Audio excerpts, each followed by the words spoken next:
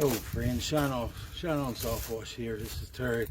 Just giving a quick shout out today and a warning of a scam that's going around, and it looked good to start off with. The number showed up on my phone, telling where it was at and the location and the text. I checked the address, and the address come up as good, and the house was actually on the market that I'm speaking of.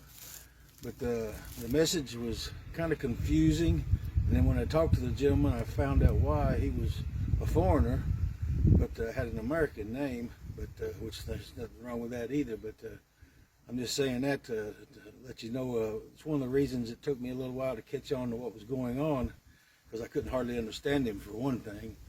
But at first he was wanting, he was real happy with the price, just texting with him. Real happy with the price, didn't even know what all it included. But I sent him a full quote, and he was still happy with it, bragging how the price was so good, and it was like $1,200.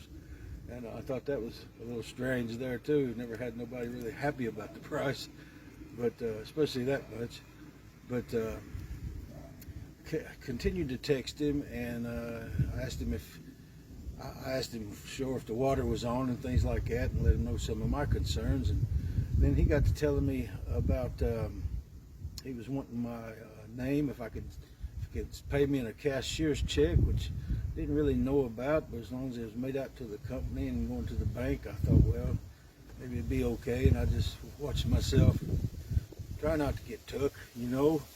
But then come find out at the very end of it that he was mentioning that he hadn't paid the place off yet, and then some of that money was first going to go to be paid off to paying off the place, and then I would get my part in it.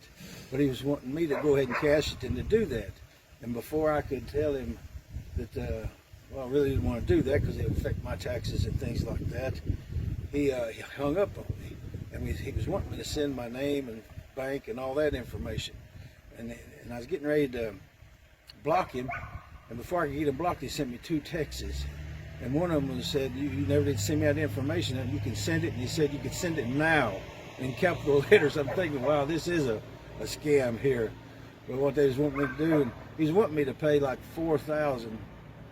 He was going to give me a check for $4,000 to give to another man to pay off the place, and then I get my money afterwards, which was a scam. But that's what they was wanting, and that's what he mentioned there. I just want to warn you of that kind of scam going around. Of course, I blocked him, and when I blocked him, I didn't know to delete my messages that we messaged back and forth, or I'd show you them. But anyway, just wanted to give you a warning of, I've seen a lot of these before like this.